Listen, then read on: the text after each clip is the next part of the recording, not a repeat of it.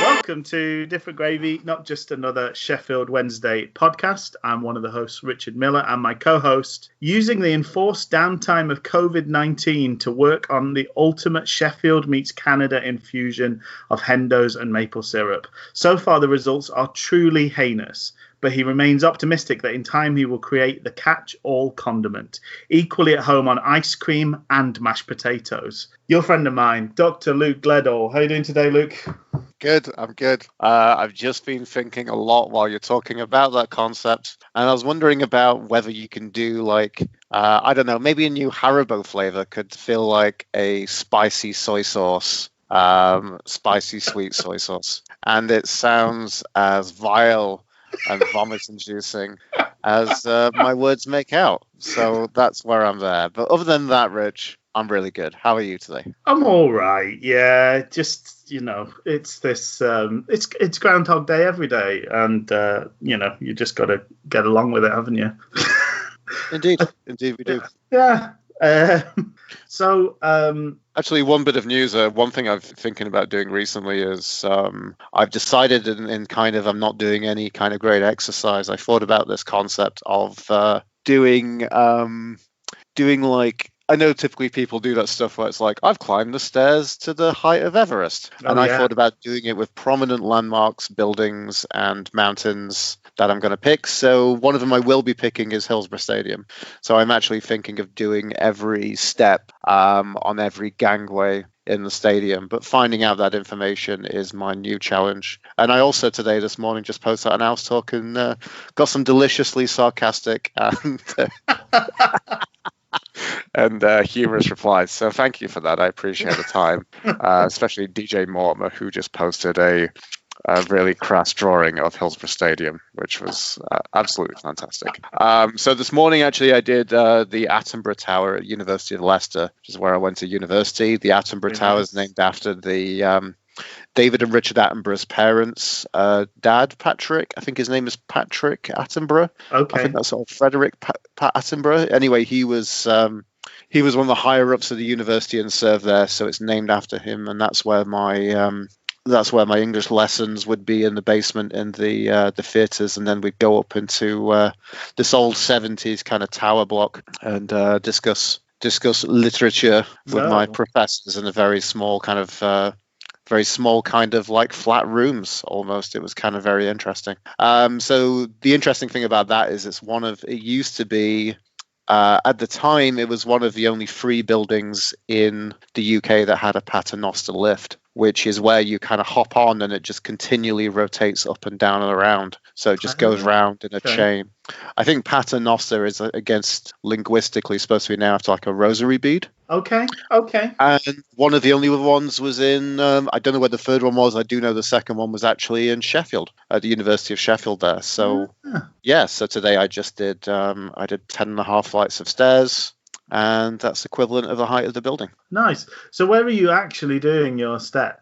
There's just a row of this one flight of stairs just outside my apartment, just in the kind of corridor to get up to my place on the top of the 2 floors of the apartment building I live in. I think that's one of the things I could get on board with. If you could find like a tower or something where you could do the steps, I think that would be quite fun as a kind of exercisey thing to do. Because I've been pretty rubbish at exercising since I broke my knee into pieces playing football a good few years ago. And one of the things I liked best about going to the gym was the sort of step machine, because you can't cheat. Because that's your brain is really, really good at cheating, and if you've got a weakness or some sort of pain, it will find a way round that, albeit unhelpfully for you in the long term.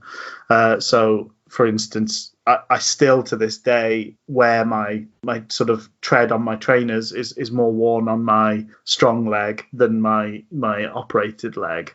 But steps is one of those things where both legs work in isolation, so you can't really sort of half-arse it at all and get away with cheating. So I'd be up for that. Sort of, if there was a tiny stadium or something that I could go and run around, I'd really like to do that. But I haven't thought of a way to do that in any reasonable sense.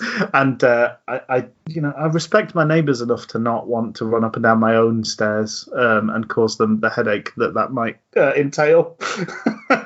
But I appreciate you thinking about your neighbours that way. I don't really give much of a fuck about my neighbours, if I'm going to be honest. Fair enough.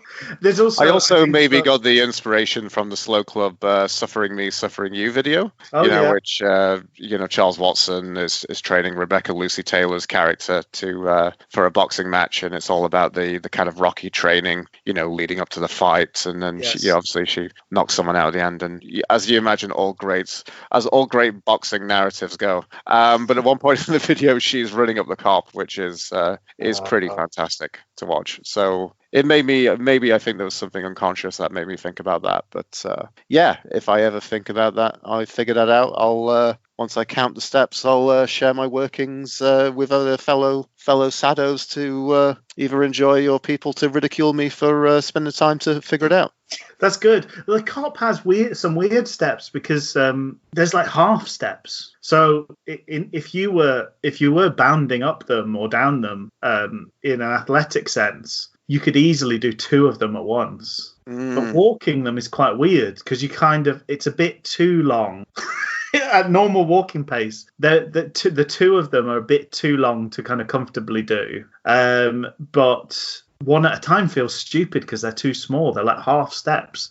So that's I don't know how you'd account for those in your workings. I'll be really interested to see your jottings when you get to that stage. I've also got a new beautiful kind of mentality of thinking about how about we do a virtual reality kind of simulation for walking up the steps of Hillsborough as like a step kind of workout video, and you're joined by the ghost of Gary Megson to tell you stories about walking up the stairs. I was thinking, you could have sort of a virtual Megson's hand on your shoulder as he leads you up there. Oh dear. We should move along. We've got some plans for today's episode, so we should move along to our first segment. Partial hoo-hoos. And the partial hoo-hoos is that we seem to be inching towards some sort of conclusion to the season for all football clubs in the UK, but particularly the Championship. There's a date set where players are going to be back training, and I believe that's the 25th of May, with a sort of restart to proceedings sometime in June being the plan. We've also had the news today that League Two has pretty sort of uniformly come out and decided to end their season as it stands. So what are you making of the latest bits and pieces there, Luke? I'm a little bit frustrated that we're still talking about this. I'd really hoped that this was going to be, actually just prior to kind of us talking and, starting the recording, we were chatting about this. And I think I was a bit frustrated because I thought it was a given that it was going to be happening, but it's still clearly kind of up in the air. I'm just frustrated. I'd like a conclusion soon. I'd like to know what we're doing. I'd like to, either rescue the character in the Ryan Reynolds film Buried from the coffin underground, or just leave him there. In the screenplay of the season, you'd like to save the cat. I would, yes. But it's interesting. So League Two's made that kind of radical decision, although weirdly they're following the only decisions that have been made so far, because the whole of the National League, so non-league football, had their season, closed. So League Two have followed suit. They're also the league that has the most reliance on fans coming through the gate and the percentage of those who are kind of walk-ups, folks who just pay on the gate on the day.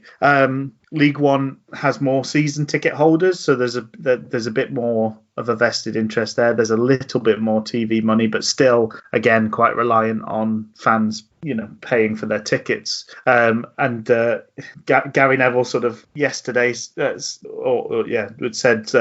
League One's entered the self-interest festival of football. Clubs at the top of each league, health first, but we must restart. Clubs at the bottom, health first, and no way we can restart, and we can't be relegated without playing. It's tough, and probably the teams in the middle don't particularly care one way or another, but they'd like a feel for where things are going so that they can plan properly.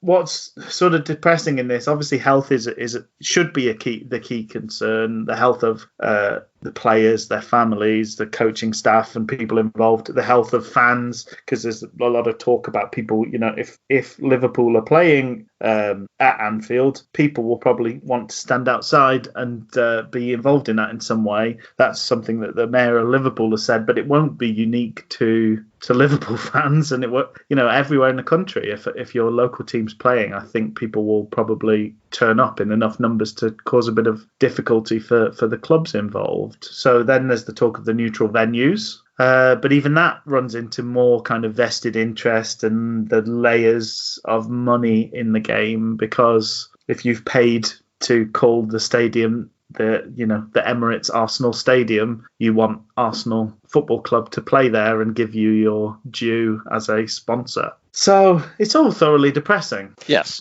I think that's a beautiful conclusion to what's going on right now. And most of the players who have the nerve to speak out generally seem pretty cautious about the idea of going back to work. Yes, but still enjoying the salaries, I guess. That's certainly a factor, but I do understand at this point in time not wanting to go out and expose yourself and then potentially bring that back to your family. That's also an no matter how much you get paid. That's very true. That's very true. I think the problem is I think the realization, not this is a particularly new realization, but it was kind of reiterated recently. I was looking at the Twitter feed of Alan Nixon on Twitter, the journalist, who said, it's both a game and a business. Yes. And I think that's always typically been a lot of the problem with football, yes. Right?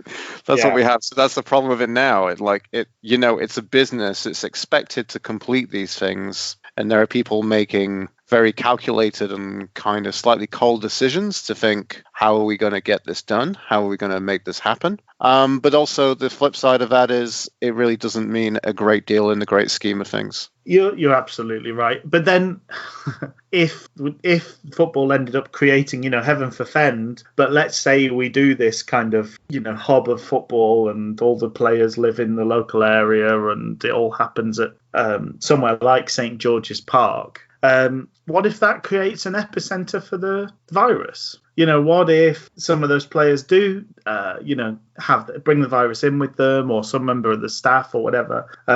Certain people are affected. I think there's already been one club in Germany that's had to pull out of the restart because they've got too many players affected by the virus. So yes, this is a business. Yes, like all businesses, they're sort of sat thinking we need to keep doing what we do to make money. Yes, exactly. But this is a huge undertaking, a huge number of people involved, and it makes it quite difficult to control. And what you don't want to do as football is become a reason for another blip in another rise in cases. But I think that's the interesting thing in terms of, yes, these are businesses as well as football clubs. But I think what we're being confronted with more and more is the sad reality of what these businesses are there for. And what they are there for is to provide some television content, really.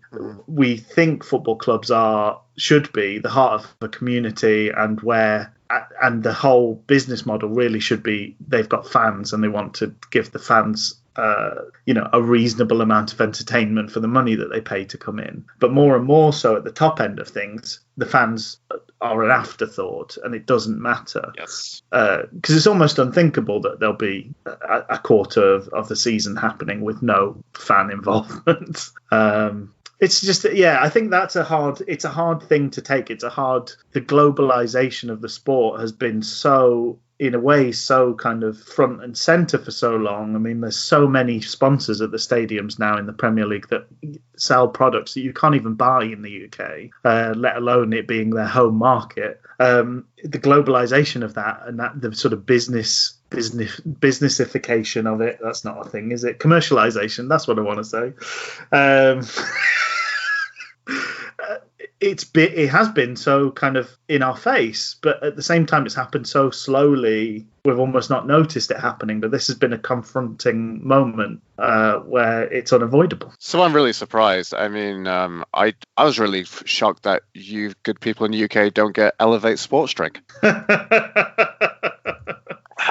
just taking a sip of one right now. It's delicious, guys. You guys need to get this in the UK. It's fantastic. Well, I mean, I get mine shipped in, but you need to hide it, you know? You need to order like a teddy bear, and then the Elevate is in the middle of the teddy bear, wrapped in tin foil, and you just got to hope it gets past the customs police because it's so good. It's illegal in the UK. I mean, also the revelation that D-Taxis is actually the name of a tuk-tuk chain in Thailand is something else as well. Right. Well, yeah, I think we've run that around the track, haven't we, Luke? So I guess so, yeah. We could do it again. No, yet again, we have failed to solve the project restart, the issues that. The only thing I want to say from our conversation is just a kind of an approach for any moderate conclusion or lack of conclusion is I just want to kind of say is that I feel like when we're having these conversations, I feel like I'm going through cycles of thinking about this depending on what the week it is. It's almost like a grief cycle. It's almost like the 7 stages of, potentially mourning. Are we mourning Schrodinger's cat, or are we going to get the cat out? I don't know. There we go. Poor old cat. So the plan for this week's episode, as we continue to sort of stretch our legs and experiment with different bits and pieces, the plan is to do a bit of a watch along. The club have been, wonderful about putting lots and lots of content up on their YouTube channel. There's been, season reviews and things like that, and then there's also been whole matches. And the one that we've picked out is the. It's sort of entitled on the official SWFC YouTube channel. It's Incredible Comeback, Sheffield Wednesday versus Bristol City full match. So this is it's the full match replay from September 2016 clash with Bristol City.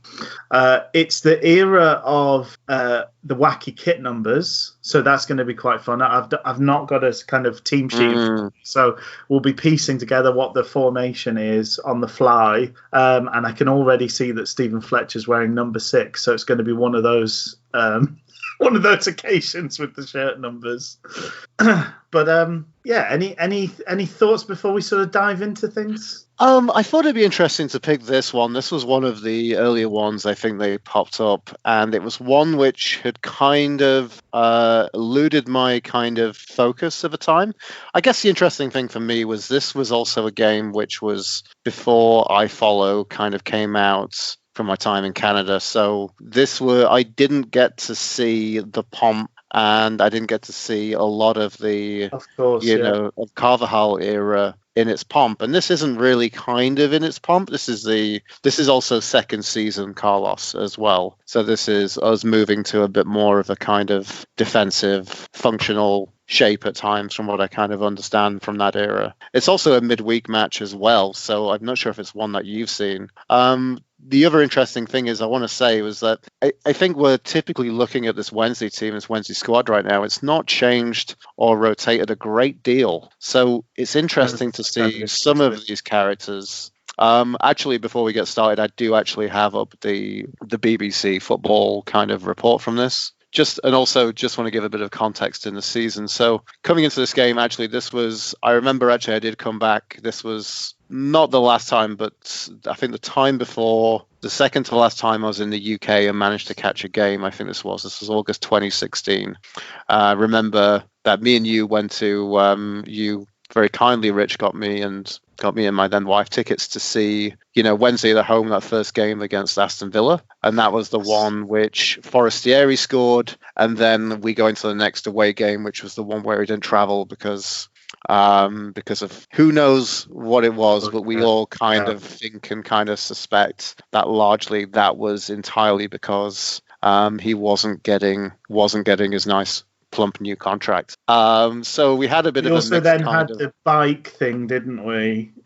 We endured the bike thing, and yes. So coming into this game, this was round 7, effectively. Okay. I don't like looking at kind of rounds, but let's just put in a bit of context. We were actually, before this game, we were 16th in the league. We had a bit of a peppered start. We had only really won 2 games. That first one against Villa, and the one before that, which was a home 2-1 win against Wigan. That was Fletcher and Nando getting goals, and a conciliatory goal for Will Grigg as well. So coming into this game, we had a bit of a kind of patchy start to the season. Lowest would be after we drew away at Brentford with a 1-1 game. That was that was the last minute equaliser for Sam Hutchinson. Right. I think I remember that goal. I remember that goal being kind of covered. So that actually was us in a 19th position. So bit of a kind of rocky start. Like I said, a lot of these characters. Let's just look at the lineup. Westwood, obviously, and still in his pomp at that time, still at the club. A lot of pomp. There was a lot of pomp about it. It was the latter days of pomp.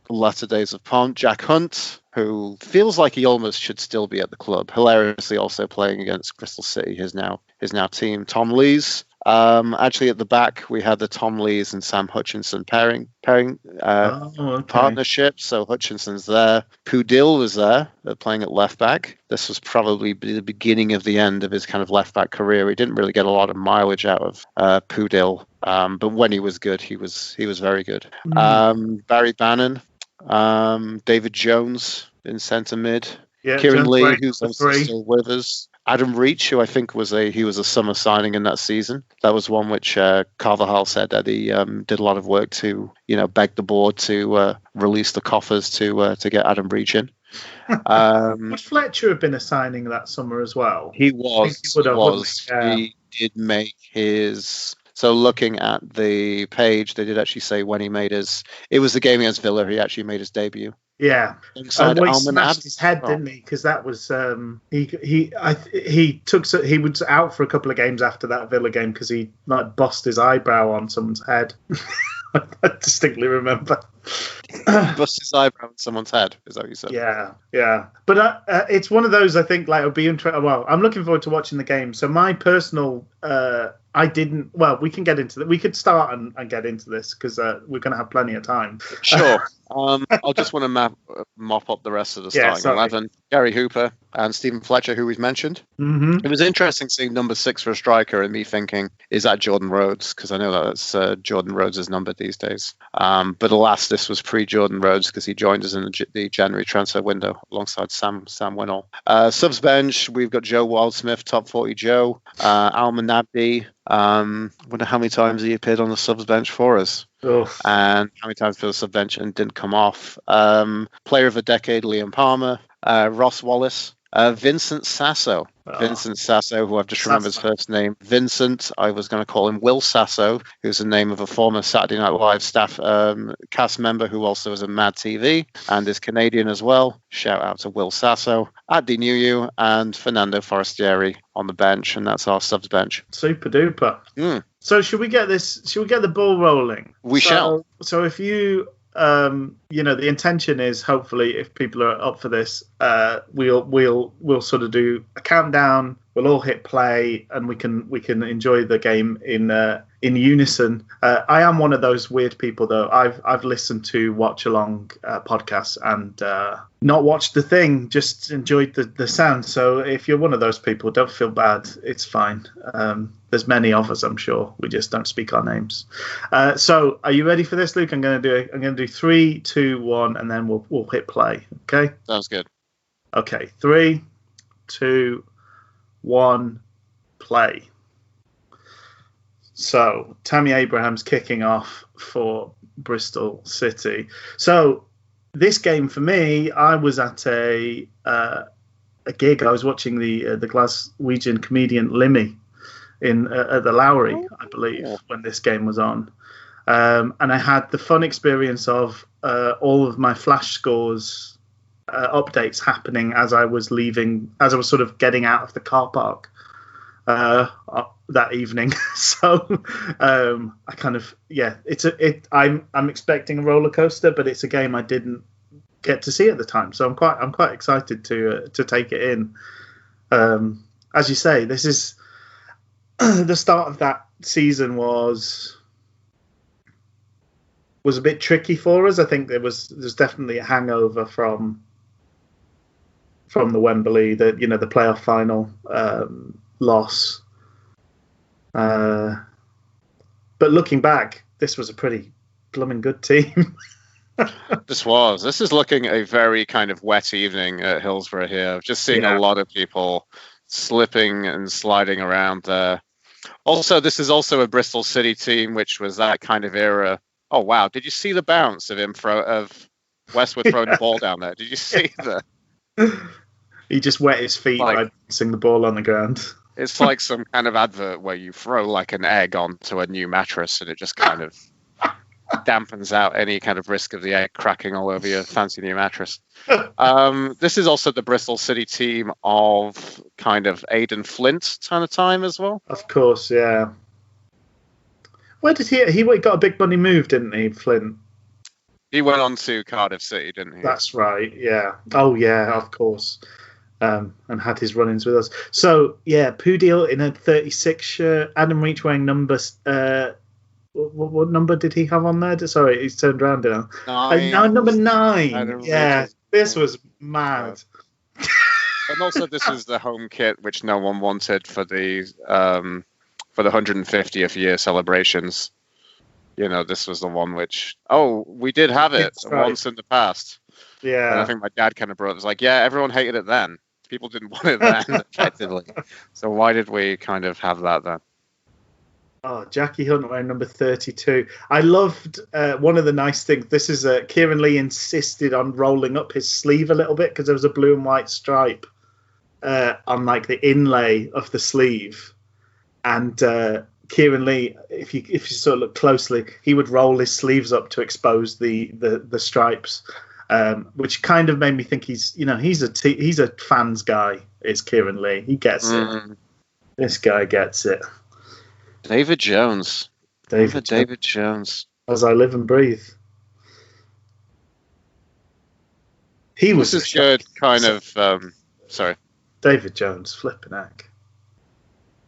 This is some good high-tempo stuff we're playing. That's a lovely ball over. Yeah, Cunt misses it.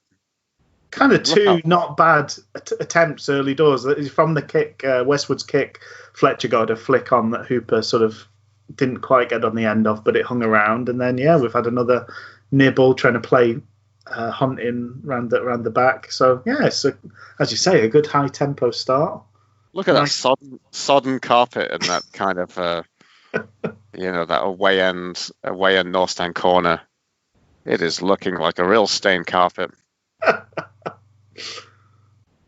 But a lovely advert for Yorkshire tea. So, win some, you lose some. And Pucker Pies as well. I don't remember how much Pucker Pies. Oh, that's it. They've got a big presence on the away end. Pucker Pies. We could almost rename it the Pucker Pies. Leppings Lane End. Hey presto, it's Pucker Pies. Where you get both a company that's no longer existing that used to sponsor them. Why not? No. Hooper getting his legs moving, trying to pressure the goalkeeper. Leuven's winning a battle. So I think I remember the game after this, and people were full of praise for Tammy Abraham. So I'm going to kind of keep an eye out for his doings in the game. Dear, how many times? So Dave Jones just spun on the ball and got caught, and how many times did he do that in a Wednesday shirt? It felt like that was his go-to move. I was actually going to say in a weird way, I don't think he's looking quite as bad as I thought he would be, but still. He just looked petrified on the ball, though. I remember. Obviously you don't see enough of players when they play for other teams, but I remember Jones being someone I was, I thought he was a good player when the other teams had him. He could score goals. How excited? Were you fairly excited when we signed him? Reasonably. To be honest, I sort of didn't know quite what had happened to him, because I know, obviously, because he came from Man United, didn't he? And then I think he went to Derby. And I was most sort of aware of him there, because I think you do still have a bit of a buzz about you as an ex-Man United youngster. So I was kind of like, I was aware of his name popping up after those periods of time. But he would get, score from free kicks and score some thunderous efforts from deep. And I think he scored against us a few times. Oh man, that bounce is crazy. Crazy. It's so wet. So even though we're of the opinion that maybe Kieran Westwood these days is, maybe losing a lot of his mojo and his powers, I would have thought that Kieran Westwood would still understand that, apply what happened previously when he bounced the ball to when he bounced the ball again.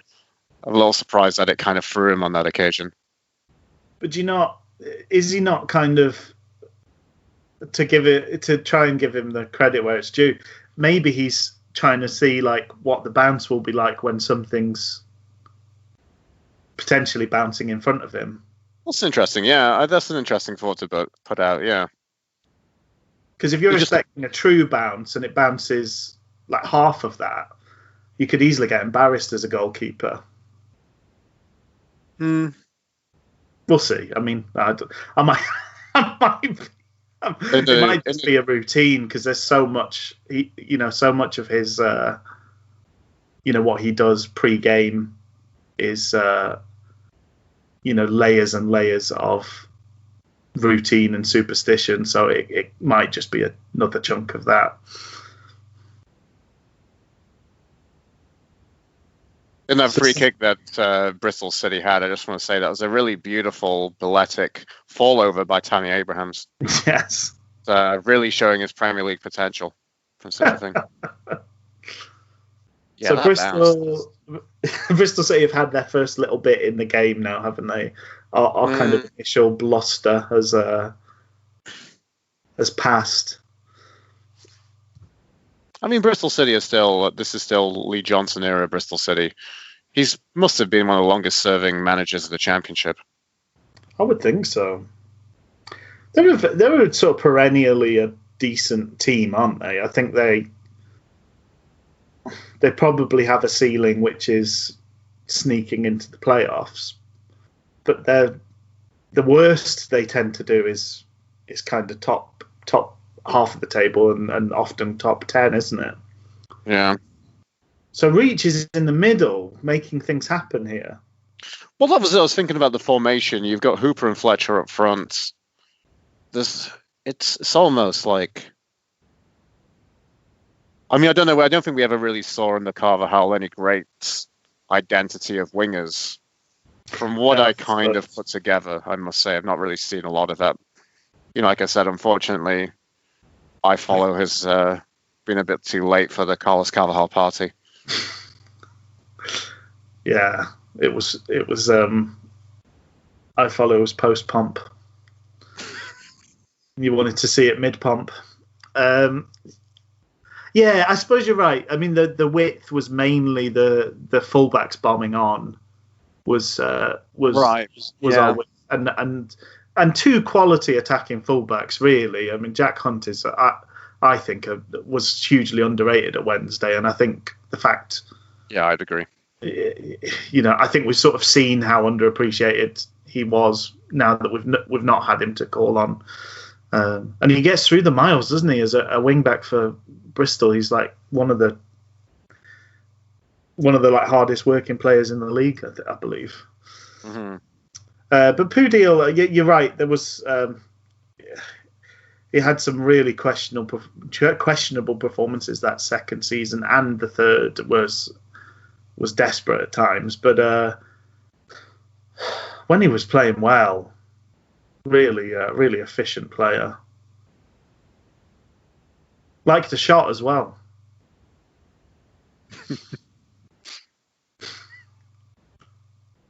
Well, it's a kind of dual threat. Whereas Hunt was always going to try and push you to the byline and cut it back, but Pudil sometimes would just, have a bang. Disappointing we didn't sign Sasso. I mean, if this was there was what was his chops? Federico, who was it? Oh, Venancio. Ancio, yes. We had some half decent kind of cheap options for kind of centre back coverage. Yeah, generic continental centre backs. But they're all varying shades of all right. I will say that was the thing that was kind of frustrating. I mean, Sasso had a really good run. So did Venancio at the end of their kind of spell, which we never seem to. I don't really understand why we didn't spend the money, and then we spent seemingly large bounties on players like Jos van Aken. Oh, Oodles supposedly on Van Aken, yeah. Yeah. So I don't quite understand it.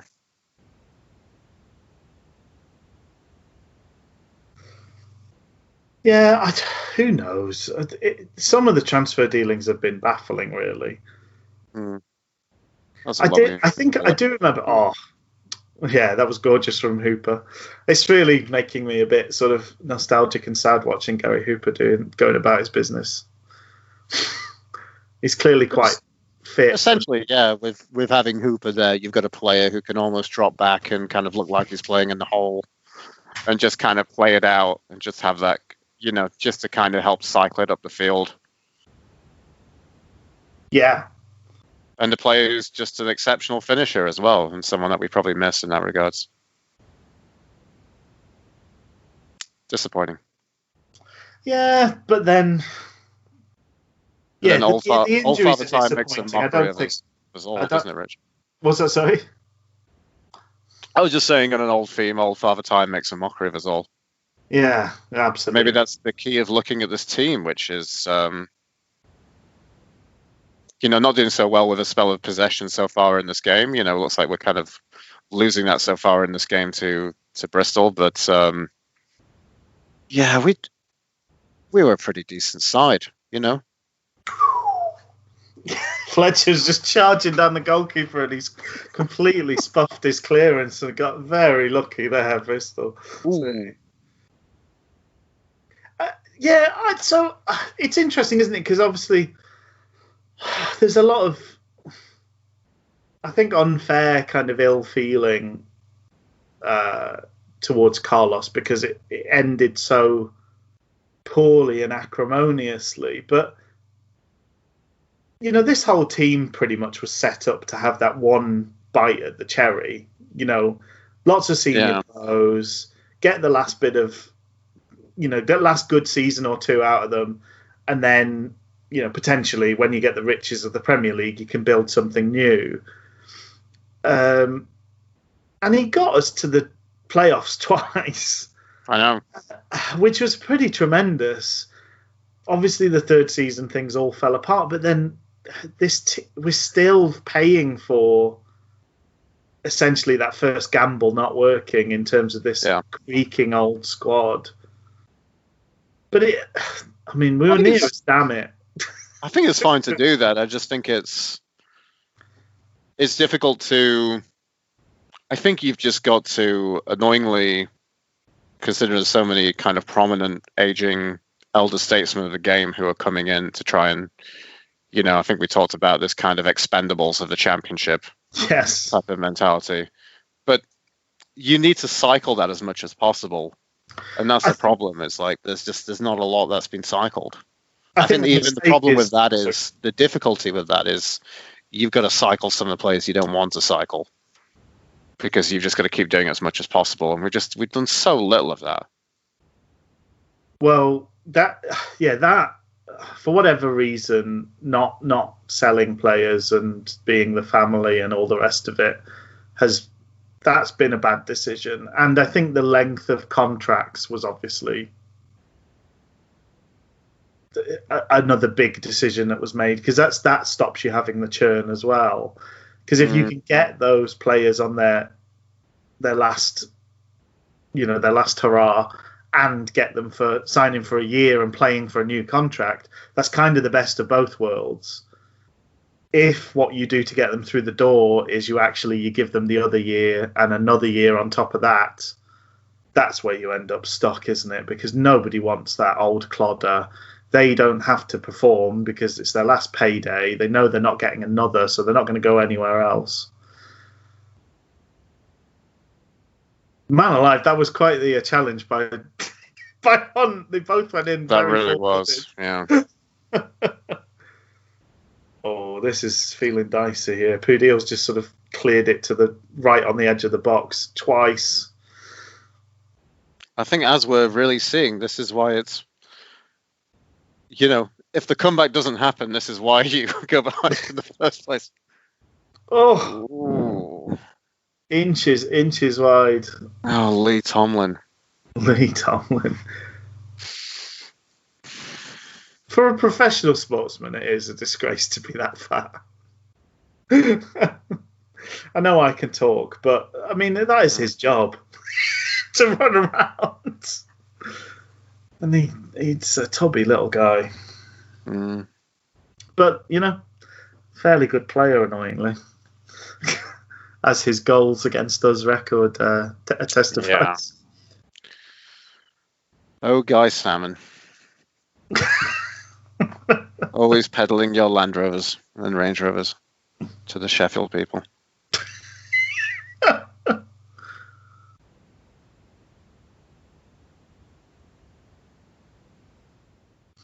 Yeah, it's hard to know what the next step is. I think maybe we'd go completely the other way and we end up with quite a young squad maybe next year. Well, that's what I know a lot of people are saying regarding this kind of pandemic and crisis. Maybe this is, brings transfer fees a lot lower. Maybe there's a bit more of a focus on academy football. I mean, interesting that actually this week, in terms of news, we've seen the end of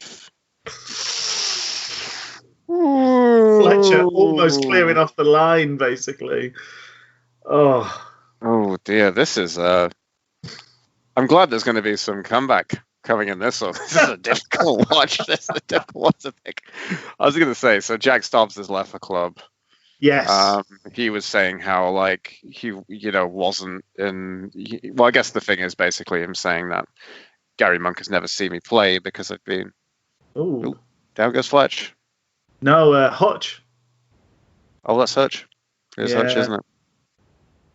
Is that Paul Smith? It is. Shout out to Wednesday fan Paul Smith. Being a human neck brace for Sam Hutchinson. Yeah.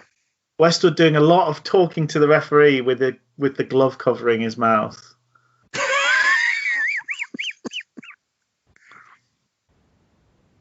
Westwood's goalie kit doesn't have Chansiri on. No. It was all a bit haphazard, wasn't it? The kit stuff's been fairly haphazard since we... Oh, was this kind of delving into the realm of, I know, we can make our own kits? I think so, to an extent. Hutch looks all right. He's maybe looking Dechfam was like... Dechfam was like, At's got to get the sewing kit out and put a few... put a few prototypes together. I'm like, okay. And then outsourced it to his little brother, and it just keeps going. That's how these things happen, right? For all promises. Sondico. Oh, Sam, you're looking a very tan gentleman. He's looking hench is what he's looking. He's looking what? Hench. He's busting out that shirt. Pecs. Oh. I was just thinking he's looking very shoulders. Bronze. He is looking tanned. He's also got a dirty face now. Bronze Adonis. Bronze Adonis. A very handsome dude is Sam Hutchinson. It's got to be said. Top looking chap.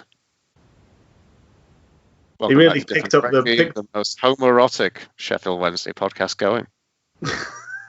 picked up the mantle from Tommy Spur in that regard. Hmm. I think we failed to mention that with Tommy Spur. We were talking about Tommy Spur recently, and failed to mention that he was, he was fulfilling that. Oh, got a lovely zoom in on the corner flag there. Beautiful. Brilliant bit of work. Was that a bit of like a white test? Who knows? It was weird. Oh, dear. Oh, Fletcher. So this was the problem. Was like I love Fletcher, and So I guess I don't know. Was it in the Star or the Examiner that Dumhausen was saying we're in contract talks again with Fox Fletcher and Big O, Ozaze Urgahide. Oh yeah. So Fletch, just nobody anywhere near him has slid over. He's tapped the floor like he's in a chokehold on the WWE. And Physio Smith is earning his crust because he had to run from one goal all the way up to the other side of the pitch because our aging team is dropping like flies. I want to see him wearing a T-shirt that says "Tapoot." Tapoot. Tapoot. Yeah, it's an interesting one, isn't it? Because, if it hadn't been for the long injury, no brainer. The guy's having season of a lifetime. Oh, Kieran Lee. Oh, it's beautiful. He didn't even know he'd been tackled, that player there, did he? Yeah, he doesn't. Unfortunately, he doesn't have this type of engine and pace anymore, Kieran Lee. I'd love to be proved wrong. Jones is just so bad. Just in acres of space, he barely got an open pass to Pudil. Oh, lordy. I honestly wouldn't be surprised if in the autobiography of David Jones that nobody would write or read. If it said that he had a complete mental breakdown before he joined Sheffield Wednesday, I would go, okay, that explains it, because the guy we got was just so frightened on the ball. Do you think his pre-season would have just been like a concentrated version of Stephen King's Misery? Yeah, maybe some sort of scream therapy.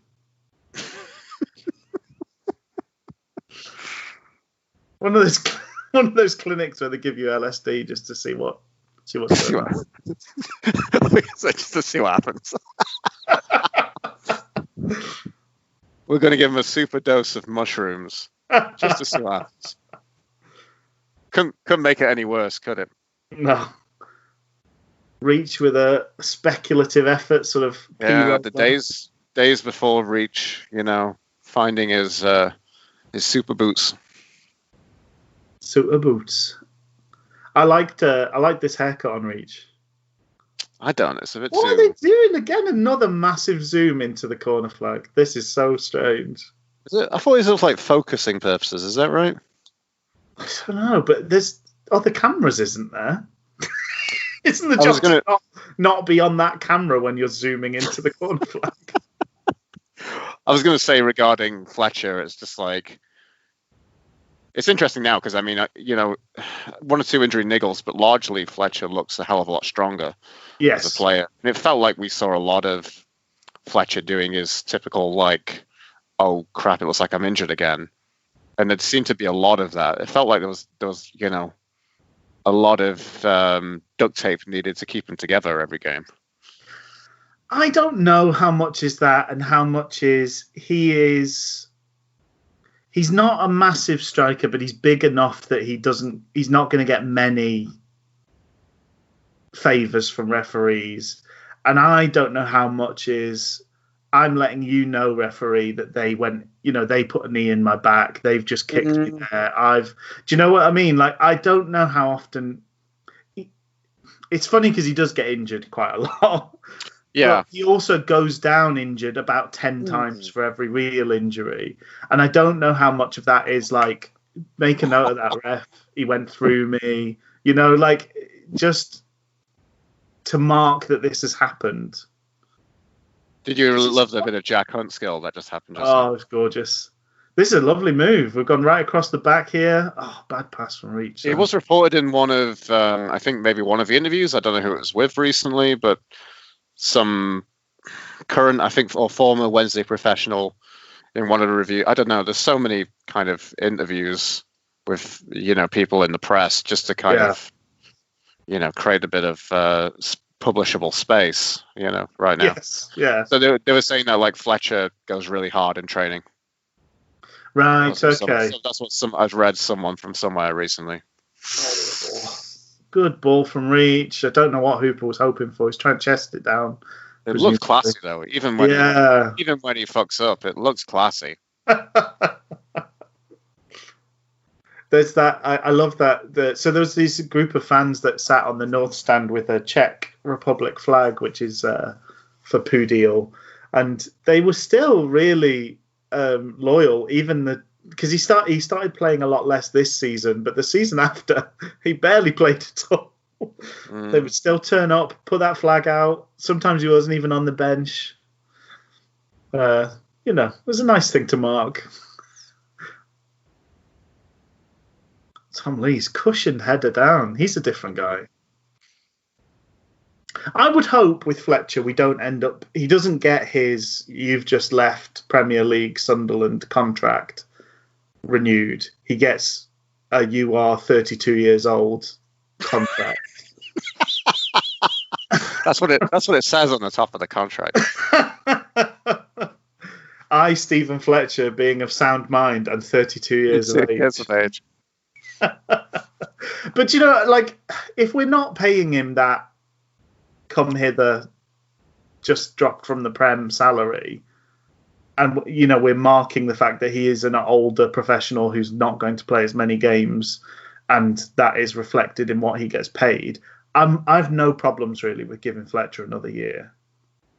Same way with Hooper. Like if Hooper would have been daft enough to sign a deal where he got paid when he played football, or it was heavily incentivized in that way, then that I wouldn't have minded that as a gamble, because if they play for you, they don't cost anything to keep, do they? Other than wages, it's replacing Stephen Fletcher will cost us a lot more than keeping Stephen Fletcher. It's we've got a lot of pink red boots in the team. It doesn't suit. I think it suits. It's not too bad on Kieran Lee. I was going to say it doesn't suit Bannon at all. It's a weird one for Kieran Lee though, because you sort of, if you had to say which player would be a kind of black Adidas, black Umbro sort of dude, I think Kieran Lee would be that for me. They've all got him. It's like they're all wearing. It's like they're all wearing earplugs on their feet. Yes. And while we're talking about fashion, can we just talk about? Oh, hang on. Oh, big spuffy effort from Fletch. Want a corner? Nah. No. Just straight up his ear. How dishy is Carlos looking in his suit? Lovely, slightly shiny suit he's got on. Brilliant. And I think he got his hair plugs between the first season and the second season, didn't he? He turned up with a lot between second and third. I can't remember. Oh, maybe it was. I don't know. I remember what he did and seeing him like, ooh. I'm going to assess the hairline when we get to see him again. Fletcher, this is obviously pre his do-over hair transplant. He had multiple goes there, didn't he? He's had a few goes, definitely. Barron's only done one. It's working quite well for Bannon, I'd say. He's looking good on the gram now. Fletcher's looking pretty good these days as well. Yeah, I've not been following his work in that regard.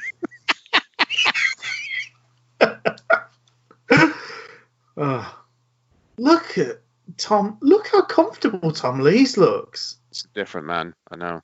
Flipping heck. I mean, you sort of say, "Oh, he's dropped off and he's not the same player." He's not the same player, and he's got snazzy boots on as well. Maybe it was they were all in those cool boots and they were feeling good. They were looking good and feeling good. Sounds like some Carlos thing he puts on the wall or something. If you feel good about the chicken, then the chicken will taste good on the fire. I don't know. It's some work. Reference. Oh, maybe okay. I think so. But I also think maybe it's just a bad translation. Which made me wonder. I was actually before this just looking up Carlos Carvajal and thinking whether we'll do this for a book club, I don't know. In fact, no, I don't have time to read anything else. A tactical periodization, sort of. Yeah. One of his two manuals. He's got one. I think he's got two of them. I think there's that one, which is like quite slim and maybe only in Portuguese. And there's no one called Soccer Know-How or something. Yeah. I think maybe they've both been translated, but I don't know. Maybe that's something to do. Ooh, so a decent break there from Bristol City up the right-hand side, and a very brave block from Hutchinson in the box. So they've got a corner now. There's not been much. It's been quite sort of. It's all kind of happened in the middle third, hasn't it? There's not been much in either box really so far. We're about half hour in.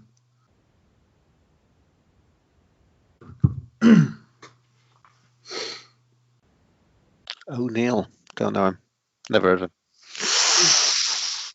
That looked like it was going goalward. It looked like it was a really. So Tom Lee's clearing header straight to the guy that just put the corner in, and O'Neill takes the second attempt, and Tammy Abrams smashes it home with the header.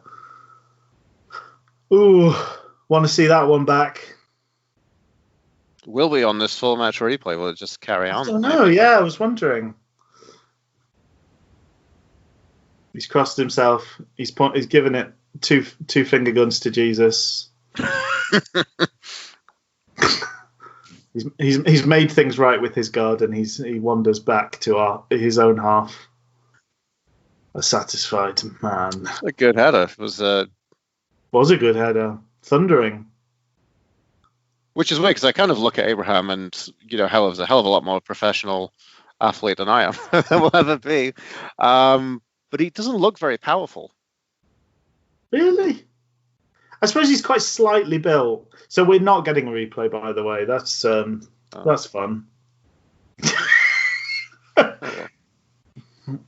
Well, if you want afterwards, maybe we can do a recap and we can look at the highlight reel.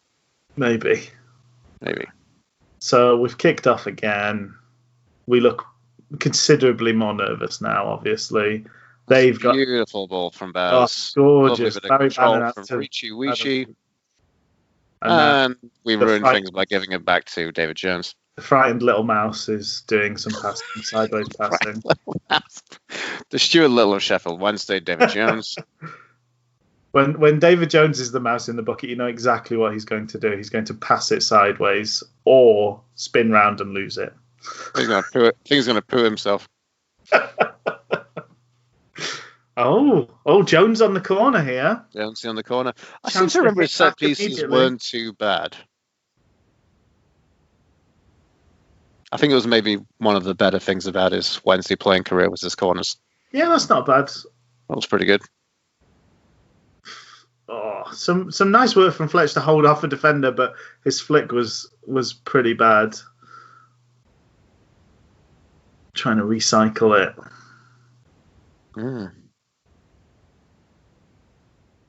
So you know the full outlay of its game, Rich? I can't remember really. I know it was a come from behind win. So I did a little bit of a match report. I don't know if I want to spoil it or not. I'm not going to. I'm going to act all coy. Do please. I love it when you're coy. Okay. I thought you were going to be like, dude, you got to tell me. And I'm like, no. Yeah, I was going to say something, but we'll just leave it to see what happens. Yeah, no, whatever Freudian thing it is where you kind of like delay pleasure for yourself, I'm bad for that.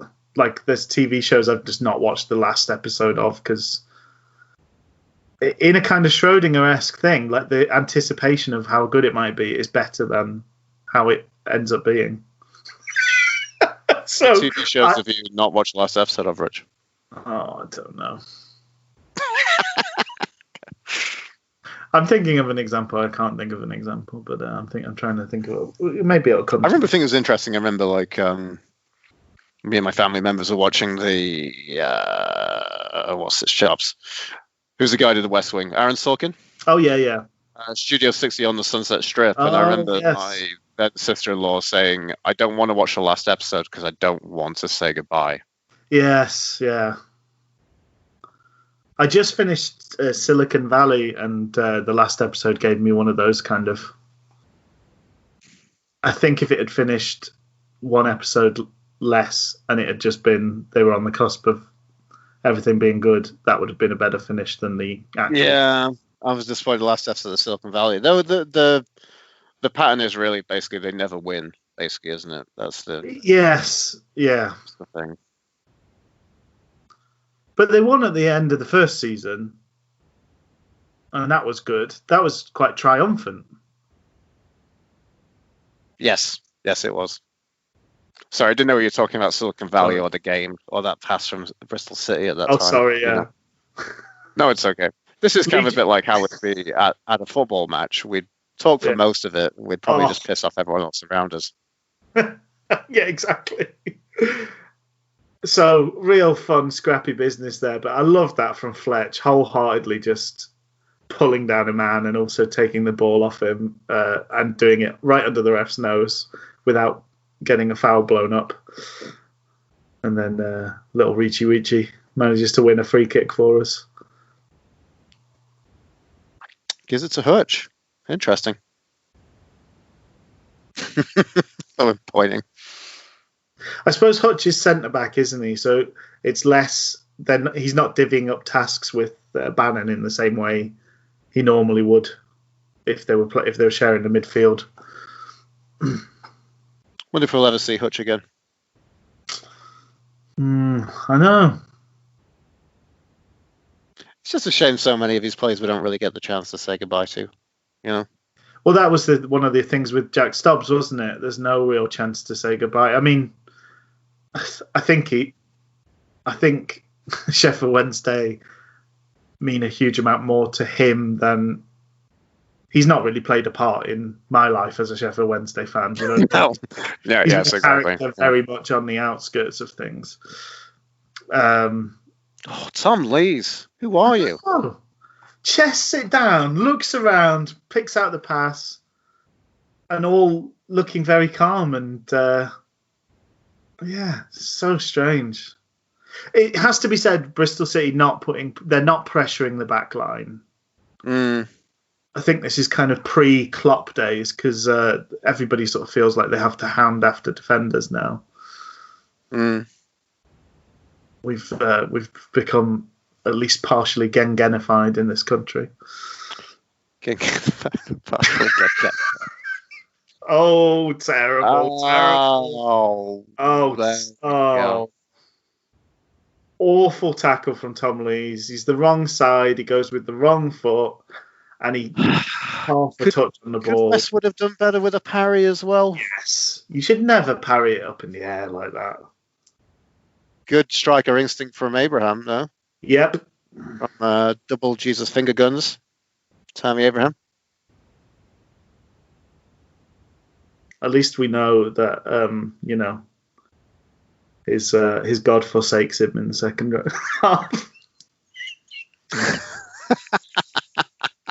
Where is he now, Tammy? Yeah. Where is he now? This is quite I don't know if you like, from this camera angle, you're like looking at the people just streaming into the exits. It's kind of nice. Yeah. It's kind of oddly poetic. Nice view. The the beautiful Hillsborough So Stadium. we're 2-0 down now. Tammy Abraham with both of the efforts. He's not really had to work very hard for either of them, to be honest. And Tom Lee's at fault for both. So even this markedly better than Tom Lee's we have now, Tom Lee's is still pretty shonky in some ways. Should have done an awful That lot. was almost delicious kind of feed through. A lot of nearly moments in their half. Oh, that's a nice pass from That's a Dave lovely Jones. ball. Yeah, Control down. Out to Jack Hunt on the opposite flank.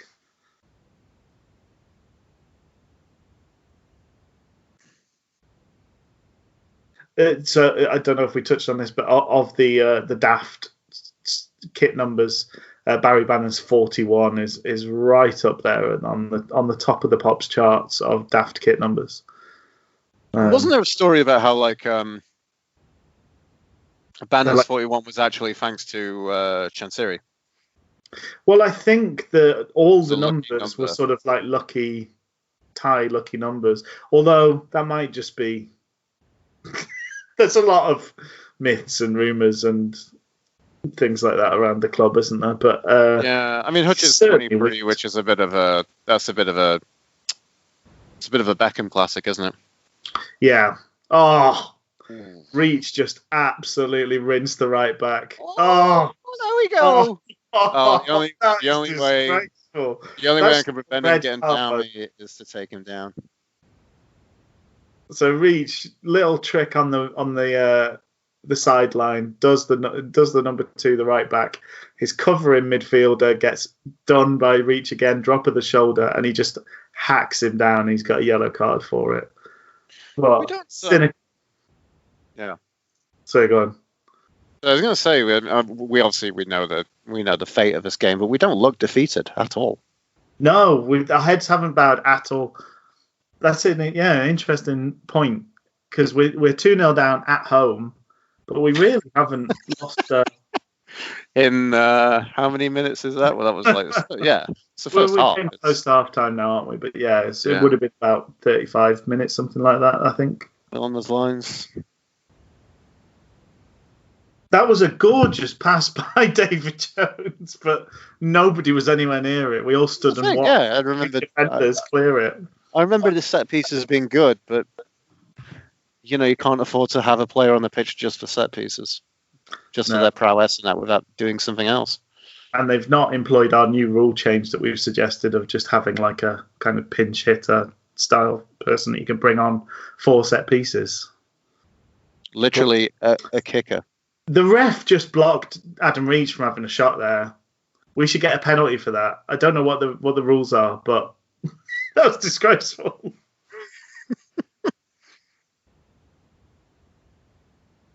Foster's. Some time wasting from Bristol City now. Really taking a long time to take this throw in. Lee Johnson's dad, Gary Johnson. It was Gary Johnson, right? Yeah, probably. I seem to remember his teams were quite time wasty. Oh yeah.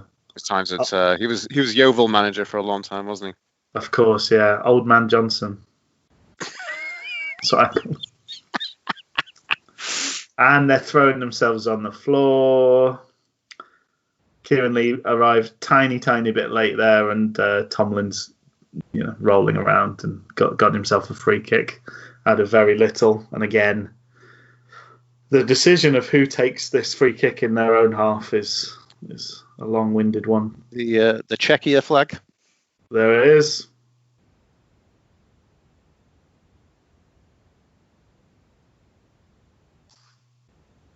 Oh, Poodeel's just pulled up it with a sore leg. So to spoil it for you, Rich, he does actually come off for Chiman Nando. Oh. I think that was a halftime sub as well. Just to spoil that one. But that's the last thing I'm going to say about that, apart from the fact we know that we don't win this game 3-2. We know that there's a reason that it's been uploaded to the club's YouTube channel. Do you remember this really bad game? Do you want to watch that one again? This season also had us losing one of the games I do remember watching because it was one of the ones picked for international coverage. So I managed to find a grotty stream of it. Was us losing away at Burton Albion. 3-1. Oh, okay. Oh, yeah, I remember that. That was miserable. Good attack here. Oh! Nice bit of play. Hooper spread it out to Hunt. Hunt clipped it back. That was all right. Another decent cross there from reach. There's Atty. I'm not ready to say goodbye to Atty either. In a way, why would you? He might be one of very few players that I think would stay at least our level, if not. I just think he's so useful. If you've got some spare budget, which might be a big if, but he gives you a lot, and I'm sure he doesn't earn a huge amount.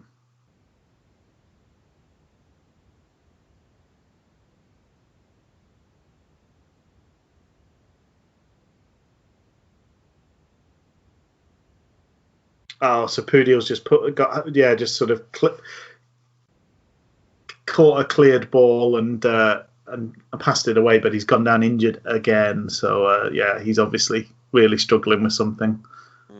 He is another one who would go down every game with an injury. Yes. You saw a lot more than I did, but it's sounds legitimate. Like Hutch, every single game there's a moment where it's like, is Hutch going to come off then? Every game he's been in. Yeah. Oh. Westwood kicks out of the hands. Fletcher with a lovely flick on. Almost went to Hooper. Oh, man. Nearly wondering again and again here. I'm wondering with the keeper issues. Now I'm also wondering and thinking back to...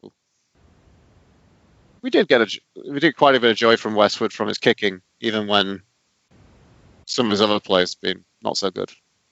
Westwood has been... I would have... In my ideal world, I think we let Westwood... So the changes just happened, by the way. Pudiel's come off and Fernando Forestieri has joined the fray, which I guess means Reach is going to play left back. We'll see. But I think Westwood was an unbelievable signing because I thought Kirkland was amazingly good, and then Westwood came in and he was even better than him. Yes. I couldn't believe that. I mean, the run of goalkeepers we had for free, because Lee Grant was free and amazing as well. Yep. It's now half time in the game, and there's no replays or anything like that. We are straight into the second half. To a lesser extent, I mean, it wasn't incredible, but Nicky Weaver on a free was pretty good as well. Yeah. I think we gave him a season too many, as well. But yeah, I think Westwood was just unbelievably good. The problem is, he shouldn't be here he shouldn't have been here this season. I know. And we should have made plans in the meantime. But you probably would have given him a contract in that regards, right? Possibly, yes. And like you say, it's whatever French club it is, Lyon or whoever. That approach where you go, yeah, you're the guy for now, but we've got the next guy ready. Yeah. I think goalkeeping is actually one of those areas where you can get away with doing that sort of planning, because there's almost an acceptance that you're either playing or you're not playing. It's not like, oh, we'll squeeze in a second goalie kind of thing. Yeah. So it's more inherent with the position that I think that you're going to spend some time sat on your you're behind.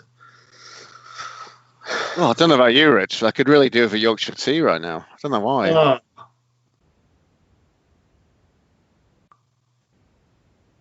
You know, my Elevate drink was just a bit too salty. But think about all the electrolytes you've replenished. That's true. It's true.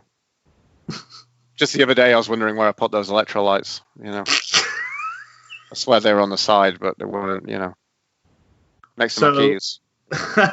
So second half, just to kind of, we've made 2 changes, haven't we? Because Wallace has come on. So who's Wallace come on for? Jones.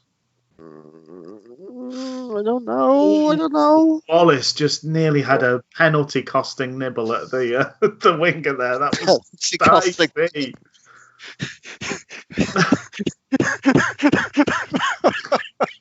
Wow. Heart in your mouth stuff.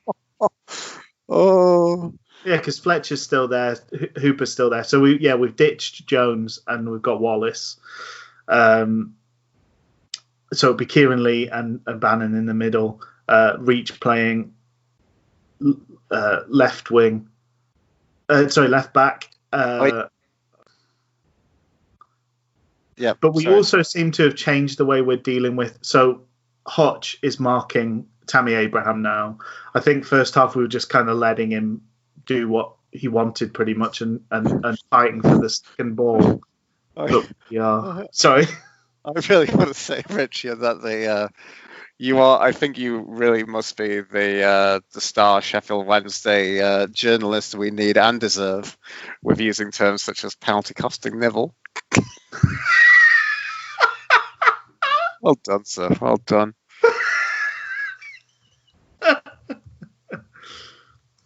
I can think of no other way to describe it.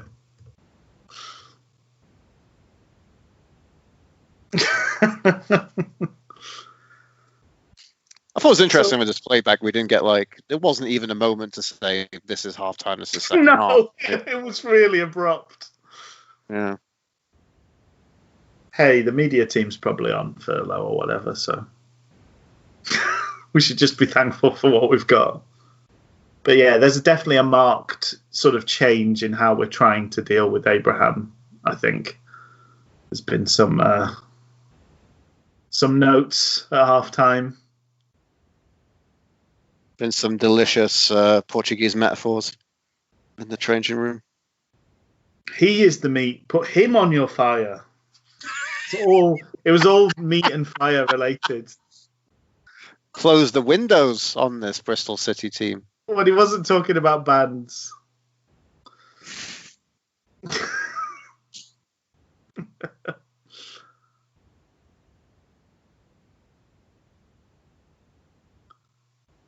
So we look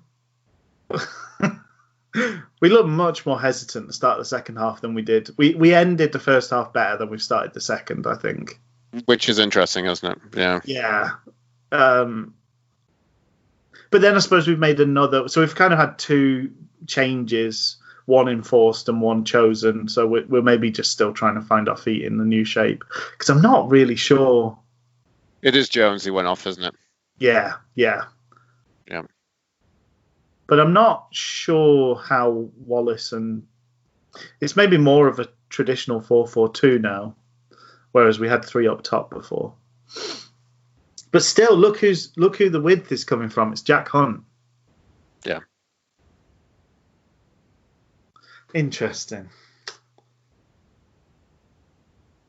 Well, we've pushed up the back line's much closer to the halfway line. Oh, what a pass! Oh! Reach threaded a gorgeous ball through to Kieran Lee. Decent shot and a good save. And Kieran Lee with the man with the radar in his head. Yes.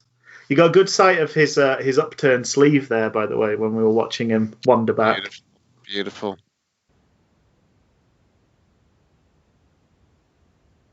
Oh! Fletcher header like it was nothing. Second game running for Fletcher. Slotted into the bottom corner. Set piece from Forestieri. Mm. But that was just, there was no effort to that whatsoever. Beautiful casual goal. Fletcher's headers quite often are like hugely athletic with like straining neck muscles and things like that. And this was just hold off the defender and just calmly nod it in. Mm-hmm. Lovely stuff. So game on. Game on indeed. Definitely pre-hair transplant Carlos. We just caught a glimpse of him sort of frantically waving and pointing. And there's a distinct baldy spot on his head.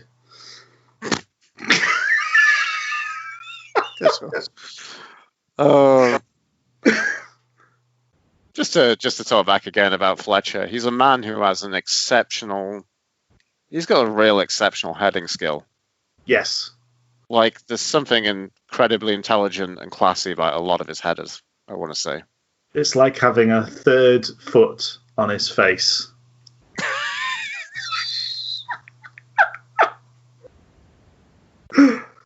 No, he's the extra yard is on his face.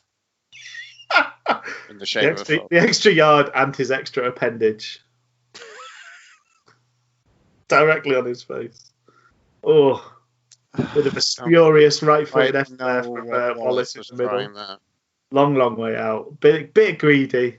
He acknowledges that. He's putting his hand out. I miss Wallace. Yeah. He was another one. We absolutely got great value out of Ross Wallace. Exceptional value. I think even his third year wasn't too bad. His last season with us. His legs have gone a bit. I don't know.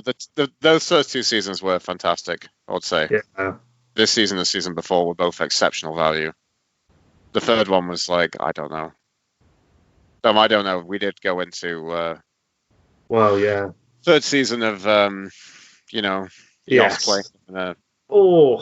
Yoss playing him in a false nine away at Millwall is obviously part of that season as well. Of course, yeah. So we've had to handball from Tomlin, really quick restart, Bannon out to reach. Now it's sort of slowed down again, unfortunately. Got bogged down. In the third year, we did just get some mileage out of him. Like, it was just... I think that's what I mean. I think when he was asked, he did the job kind of thing. It wasn't like... Yeah. He was...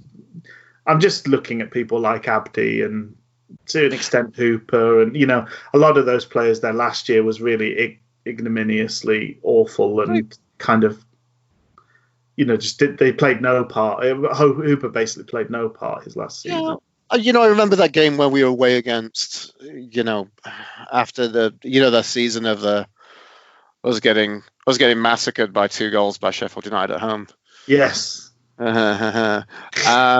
And going away to Bumholstein and getting that 0-0 and pretty tight performance. Yeah. But I really enjoyed Ross Wallace in that game, just playing the kind of, just being very much like a bit of a cheeky, nasty professional.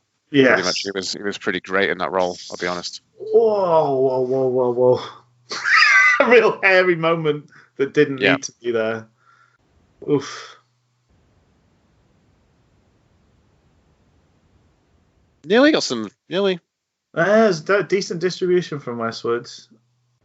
I remember that game. I think it was the first season of Carvajal with the goal, which was basically Westwood hoofs it long, it bounces, Hooper gets on the end of it and just rams it in, basically. Yeah, I think as well, Dawson had a few of those sort of. Well, I remember the. You were talking about the real weapon that it was for us from the game away against Forest this year with the Rhodes hat-trick. Yes. You were saying how, Dawson kicked it and it went like an arrow. I think just consistency. It's not rocket science that if you're a player and you know where to stand, you're going to win the ball more often. It's just you see how much Fletcher has to work to win a header sometimes, and it's extraordinary because he'll be stood. He literally has to, move from one third of the pitch through another third to the place where he actually wins the ball. That's just got to put you at a disadvantage more often than not. Oh, Kieran Lee. Oh, Kieran Lee. What a player. Beautiful. Just sailing through their defence with just eyes and body language. The ball didn't actually move very much at all. He's just, throwing up feints wherever he can. Beautiful stuff. Oh, come on, ref. That's nonsense. Absolute nonsense. A foul throw. The often happening but less called upon foul throw. This is a long. Oh my goodness! Oh no, it's a free kick. Free kick. He's jollied them along. Flint has now moved the ball 3 times and decided that the goalkeeper's going to be the one to take it, who also needs to move it. Yeah, time wasty. A lot of time wasting here. Mm-hmm. Who's the Bristol goalkeeper? He's massive. Is it Manone? Vito Manone. Is that who it is? Oh no, okay. I thought because you had your report up. No, I've gone got your spoilers ready. Full screen to really get the game into my eyeballs. Just burning it deep into my retinas. Oh, great touch. Oh, beautiful, and what a ball! Control. Hooper got caught up by the defender a little bit. Nando, decent shot, but his kind of standard P-roller shot into the keeper's waiting hands. Cultured P-roller. The cultured P-roller. And the fact that the ground is so soggy won't be helping the P-roll move along. Oh, Kieran Lee gets his pocket picked. Oh! Here we go. Yeah. Hodge Supermans himself into the Bristol City player and is sent off. I remember feeling about that. That was harsh. Oh, he takes the buttons off. Oh. You're going to take the shirt off, take the buttons off. Love it if he ripped it like Macho Man or Hulk Hogan. Oh, he's got a bit of chewing on the go there. Is that allowed? What? Got a bit of chewing gum on the go. Is that allowed? Oh, no. Don't know. I remember thinking it was harsh that was a sending off. I know it's how much intention there is, but I do think he kind of extends his fall to make sure that the player doesn't get there. You can see an intent with him extending his neck. Oh, there we go. Zoom in on the corner flag again. Beautiful stuff. I think that's why they picked this game. There's just a lot of just a lot of beautiful zooming on the corner flags. Yeah, it was an all right match, but the digital zoom. Oh, louder. Zoom into those corner flags, please. Oh, classic bit of keeper. What's the corner flag doing when you're zooming on it? Nothing. It's limp. Oh! Hey. Elbow hits the post. Oh, that's an awful tackle from Flynn. Flynn. He's gone. It's number 6 who fouled. So it's the guy that fouled Reach, isn't it? O'Neill, isn't it? Beautiful. O'Neill, it is. I know who O'Neill is now. Used to play for Borough.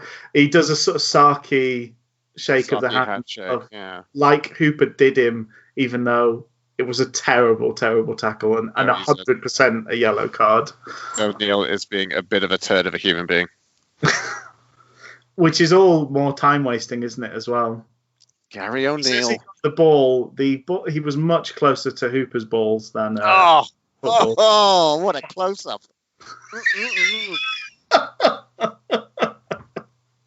Another corner flag close up. Let's capture a bit of half of an advertising board. I mean, I know it's Westfield Health, but we'll just tease the audience a bit. This is a long delay in play here. This is much longer than the penalty. I don't know. I'm still reeling from the enjoyment of seeing one of their players get sent off. So quickly afterwards. How insane is that? Quick succession, right? I mean, the players who have sent both of them sent off, but that feels like they must be up there in terms of records with, like, after the play, another player is sent off. Yeah, yeah. Especially, like, actual time played. Yes. Oh. Kesali. Not the best there, but we get a... Oh, no, we didn't get a corner. Okay, so it's like, okay. But, oh, yeah. Dear me. But I think that's justice, because the way he took Reach down was disgraceful. It was just so cynical and awful. I know. So it's quite nice that he gets his proper punishment a bit later. It's a second yellow. Which, I mean, if he didn't have a first yellow, it would just be a yellow. It's like, it's a professional foul, isn't it? Yes, really? yeah.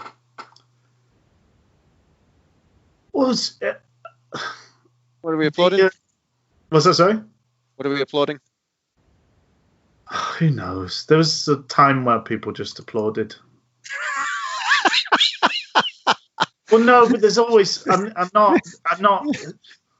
I like football fraternity moments, and I like those things where we like applaud injured players off and stuff.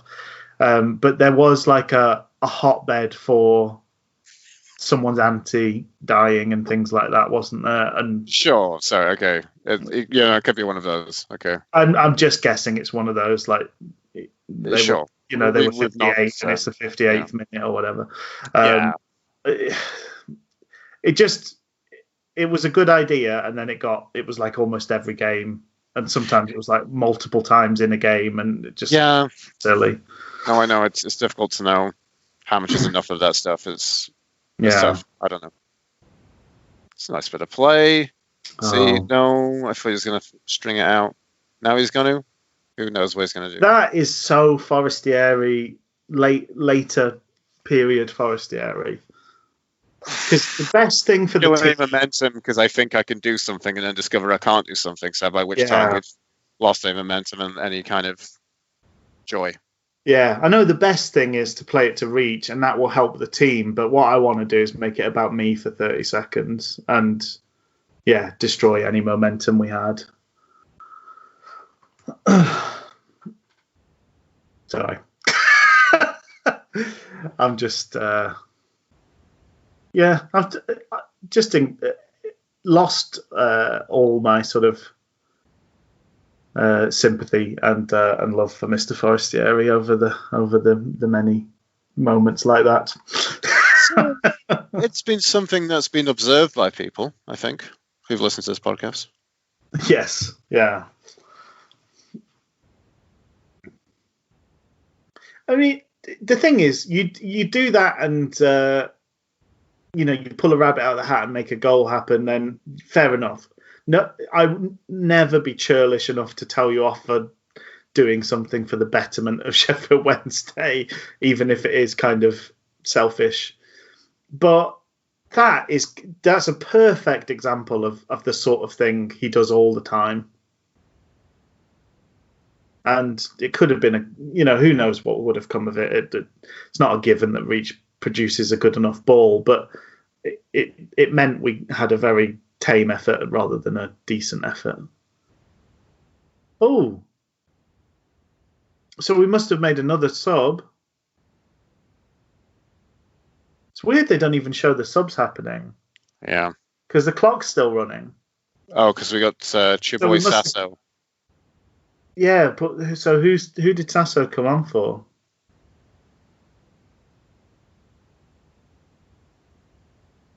Was it Bannon? No, Bannon's there. Maybe we snuck him on. We've got an extra player.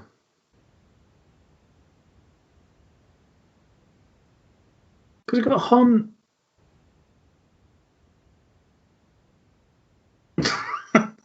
What? This is hurting my head. Don't worry about it. It's fine, Rich. It's fine. So who did Sasso come on for? Do you know?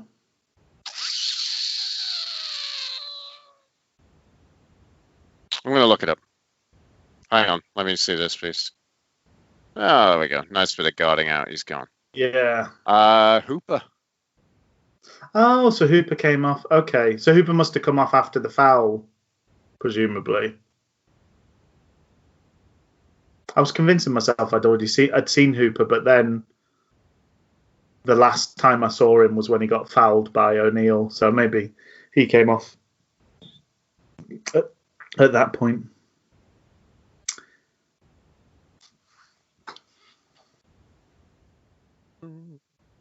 It's just it's nice to be watching football, isn't it? It is. It really is. You can just feel the momentum swings though again, because it's like we are now having a bit of a lull, but they don't have the kind of energy or inclination to press us at all. So we're getting a lot of the ball without having to work very hard and not showing much in the way of, inventiveness, ingenuity. But this is the dangerous time, isn't it? When you just sit back and let the team play, and you can play yourself into bits of form and things like that. So nice little moment from Kieran Lee, takes a quick corner, but they are all in their box basically. There's no outball whatsoever. Tammy Abrahams is halfway in their half. Another corner, deep raking ball from Bannon. I will never ever. There are tons of people leaving now. I will never ever understand that.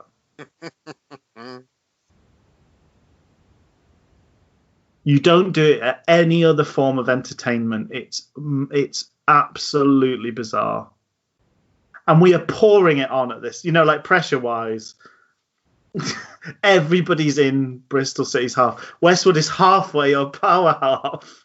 We are layering on the pressure at this stage, and you're going home because you want to get home 15 minutes earlier or something. Oh, I do not get it. Because why do you go to football? I know.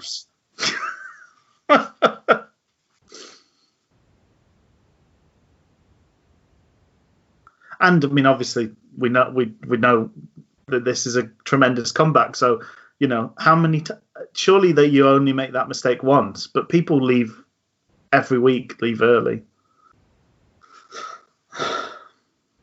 I suppose that I have a bit of a unique perspective on it because my drive home from Hillsborough is really long, regardless of what happens and when I leave. So there's no real benefit to me in leaving early. I know it can make a significant difference if you're kind of battling your way across town, but still, you don't leave the theatre 10 minutes before the end of the play. You don't leave the cinema 10 minutes before the end of the film. It's bizarre.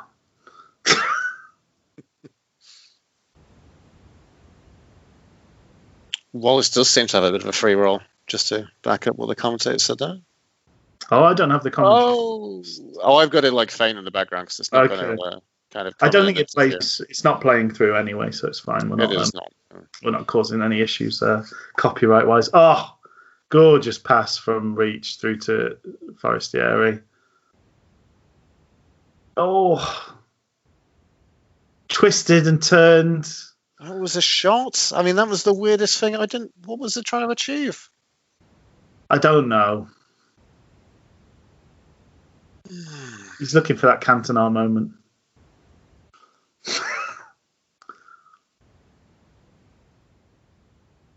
There's some things that you sort of think like they were amazing at the time, but probably like the cost of it now becoming an option that people try and choose in those moments. I think that Cantona chip is one of those where like it probably cost hundreds of goals over the next couple of years because people thought, no, what I can do is rather than shoot properly, is do a clever little chip because I'm brilliant, like Cantona.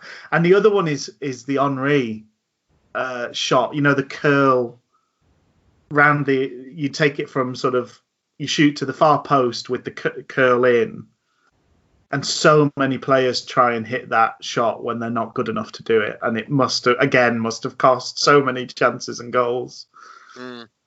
Remember, Leon Clark was a big fan of doing it, and he did hit it a few times, but more often than not, he just put it wide. But it looked gorgeous when Henri did it. Oh my goodness, the time wasting is crazy. I know.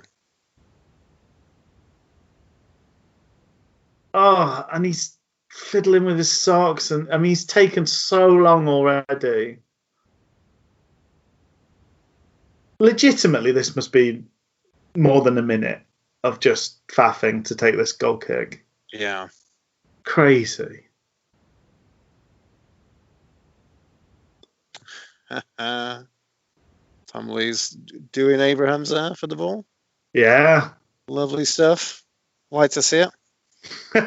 I mean, Tom Lee's winning an aerial battle against someone much taller. He's completely faded out of the game altogether, Abrahams, hasn't he? He looks so confident, Lees. Even in a game where I know hasn't performed. You know, has had his faults, I would say, let's put it that way.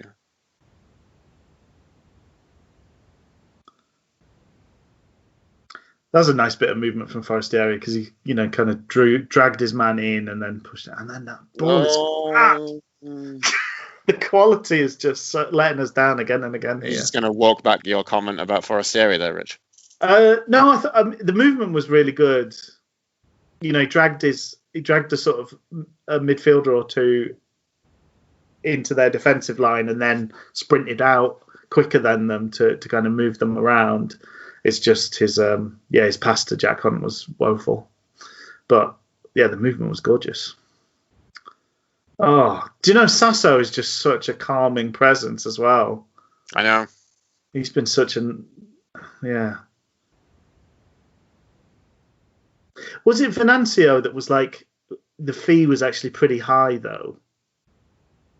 Yeah, but I think it was like 3.2 million or something. We were quoted, I think it was a couple of €3 million or something, which I think was less pounds at the time. I think it was more like 2 or something. But there was also something with the deal to say that actually nearby, if we'd done it at the beginning, we could have got like him for like a few 100,000 or something like this. Right.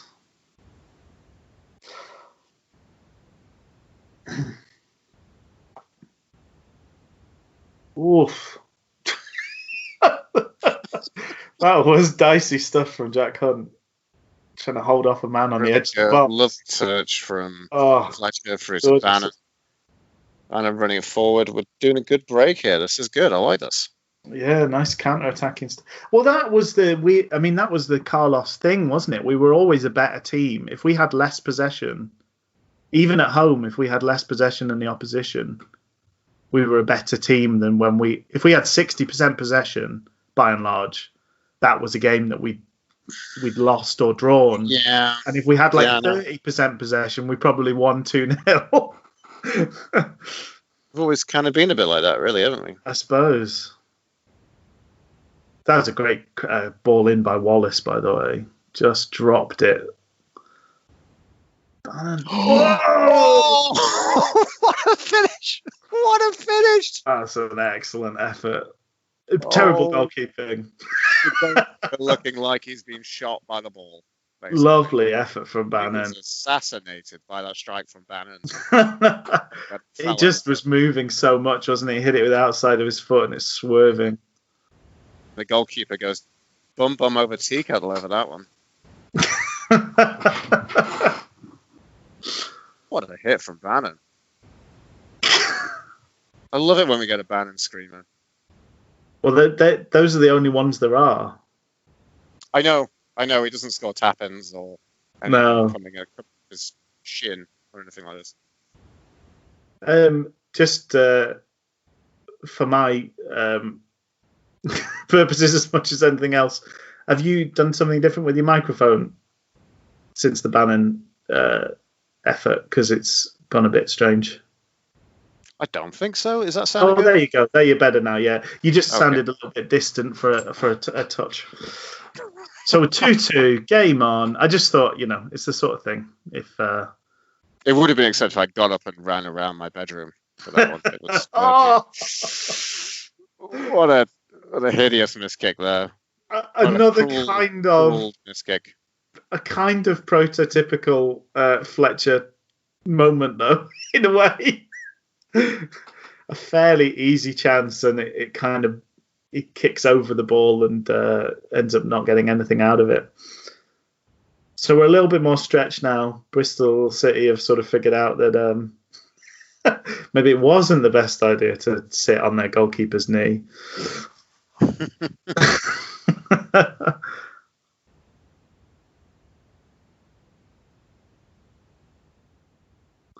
But as Ron Atkinson so famously said, we are running up the field with our trumpets out at this stage. Did you see that shin pad that came out? It looked like a shin pad, didn't it? It kind of flopped out like it was being angrily it was from Mr. Lee, like Mr. Kieran Lee's leg. Yeah. Bit of harrying, bit of hounding. This is a tough situation if you're Bristol City in a game, because 2-2 against sort of promotion hopeful Wednesday. If you take the context of the game, that's not a bad result to come home with, is it? So probably partly thinking, actually what we have, we hold. But then you just tried to hold on to your lead and you weren't able to. So, they're coming out and having a go because they just simply couldn't defend well enough, I think, as much as anything.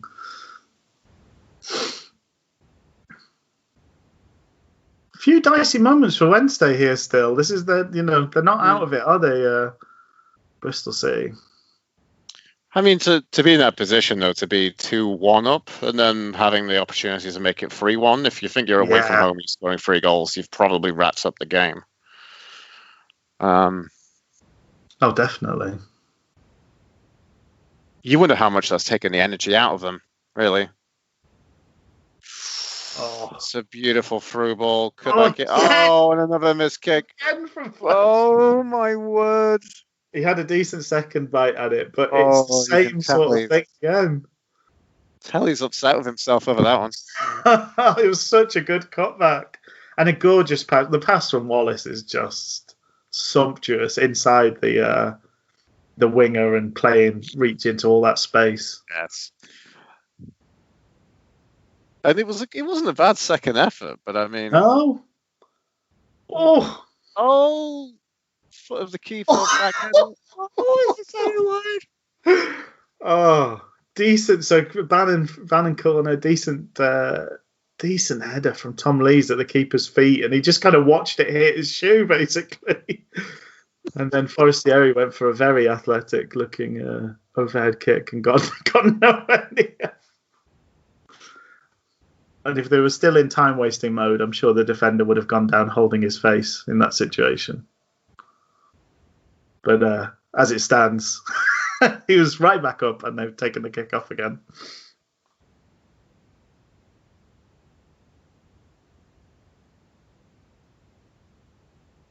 Oh, Wallace has just been such a great introduction in this game. Oh, that's some good work. Lovely control from Forestieri. I don't know what he's... maybe he's got it. Hunt's quick enough to make it work. Yeah.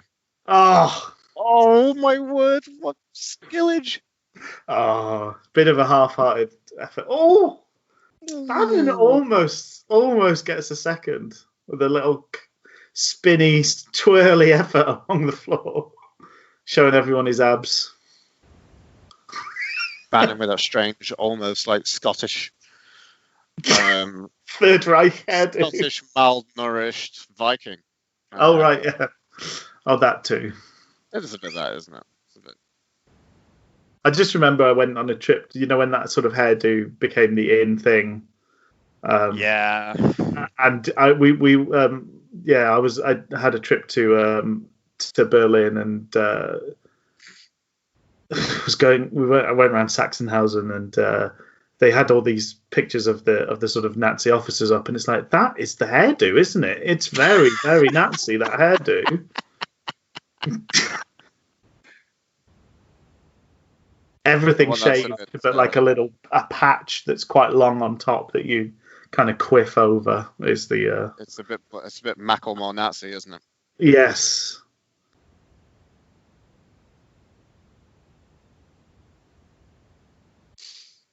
Yeah, you just watch this and you're sort of like, well, one, I think, imagine if we had the Fletcher we had this season, that season. Can you imagine if he'd sort of hit the ground running in that same way and bagged like 12 goals by Christmas or whatever? Yeah. That would have been unbelievable. Alongside Hooper. And if you had Reach being his Wonderboy goals. But Sasso looks like a missed opportunity, doesn't he, when you watch him here? Real missed opportunity. He's big. I don't know how tall he is, but he holds him. You know, he's a unit, isn't he? Mm-hmm. Hope you all missed me doing a big giant sigh then. I think we probably all caught it, but it's fine. I wasn't going to address it. Wallace just won one of the most furious through the back of his shoulders at an opposition player and looked at the ref and got a free kick for it. I really don't feel that Bristol City are very comfortable with any long balls to them. No. Even with a defender at the back and a centre back pairing and Aidan Flint, who's a giant. I don't look very comfortable at all. The blonde guy looks pretty ropey, doesn't he? All told, I don't know who that is, but as we often say, different gravy. We like stats, but we don't like looking them up. So I could probably find out who that blonde person is, but I just want to call him the blonde guy. Who's Paul Costello of London? Out of interest, while we're looking at sponsors. Yeah, I don't know. Some or fashion Kaizen. stuff I've never heard of. They're an authorized reseller of Apple products. Yeah, they can't sell them in the first place, but they can resell them. That's right. They should use someone as a selling mule to get them out there. So from Reach out to Wallace on the left, eh? That was almost beautiful. And then a foul. Yeah, I can't sell you this iPhone, but I can sell you Steve's iPhone.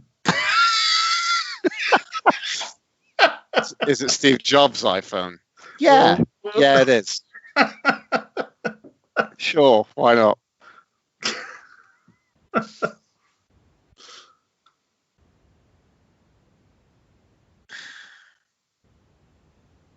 Just so funny. Time wasting is one of the. If I was in charge of the game, it would be something I would really want to address. I'm glad that do you feel like we're over this in terms of advertisements with certain brands saying, "Oh, it's our brand name.com." Like your company's not called sportsdirect.com. Do you think the fans are like, well, I'd love to buy some products from Sports Direct. I just don't know what website I'm going to go to. If only there was a search engine. We've got sondigo.com as well there. But I've looked and web crawler's no longer a thing. Anyway.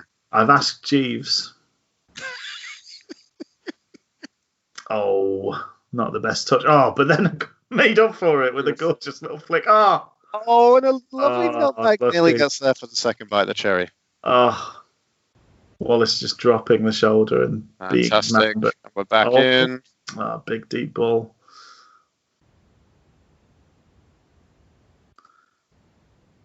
People pouring out now in their droves.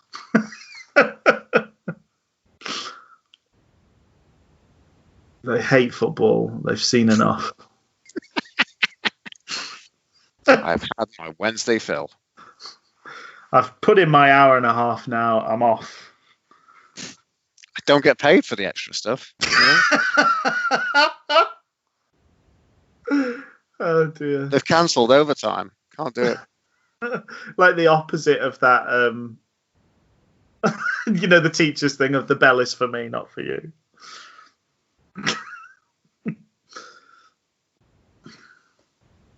You can keep playing, but I'm going.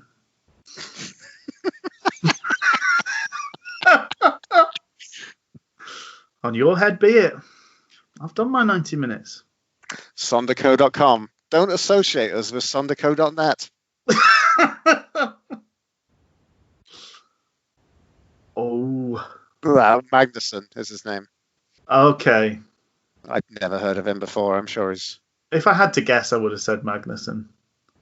He feels like a player who I imagine would follow a very Wednesday pattern of disappearing to either lower league football or disappearing to some continental European league we've never heard of, and yes, see out the rest of his career there.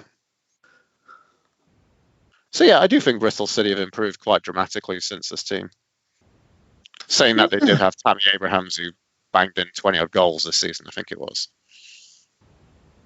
Yeah, he had fun. I think, like I say, I think they're always there or thereabouts, aren't they? And they also do a good job of selling on. They seem to be another one of these places that manages to sell players on for huge amounts of money as well. Because I'm seeing Marlon Pack there, and I think they sold him for a decent amount of They did. change. They did and he was good for them. I don't know that he's been very good since. Where is he now? Is he at Forest? I don't know. I was just enjoying Abraham hurting his head there. I don't really think you did there, Tammy. Is it Tammy? Tammy must be short for something, right? Well, probably. His name's not Tamanuel. Tamitha. Tamington. Tim Tamslam. I want to live in Tamington. Tamington Wells. Oh, he's got quite the name. Oh, is it because it's is it kind of slightly African in origin? Do I want to say? Yes, yeah. Okay, that makes sense. But I'm just wondering, people are called Tammy, so like that, like.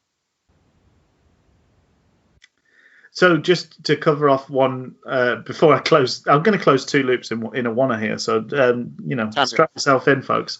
So Marlon Pack is at Cardiff now. I just remember slagging him off as being, another workaday sort of plodder, despite having shown some early promise. And so he was one of Warnock's men in the middle in that Cardiff game that annoyed us so much. So Tammy Abraham is Kevin Ogentega Tamaribi Bakumu Abraham. Okay, so it's from the Tamaribi, I guess. Yeah. Oh. I thought that was it. Oh, it was a great ball in again from Wallace. Who wasn't it Forestieri that missed the Shone Fletch? But I think it was the commentary is saying they think Forestieri got the last touch on that one. Yeah.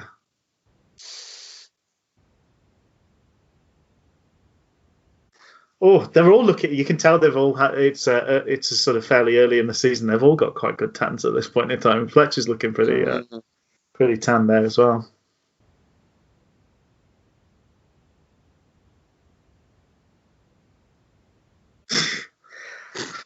Oh dear, Tom Lee's just clearing it straight out of play, inviting some pressure on. It's just what we needed. It's strange not having a match clock. I know we've got the runtime for the video, but we must be getting close to the end of 90 minutes. I would have thought. It makes you wonder how much effort it is to put an on-screen graphic. Do you know? I think Reach really suited that shirt. I don't know what it was, but like the cut of it or something really kind of, particularly with that sort of short haircut, it really fed into his, young Steve McLaren vibes that he's kicking out. The artist formerly known as Greasy Bob. Who's down now? Is it Jack Hunt? It is Jackie Hunt. Jackie Hunt. He's another one. Seem to go down. have a life-threatening injury almost every game. It's his arm.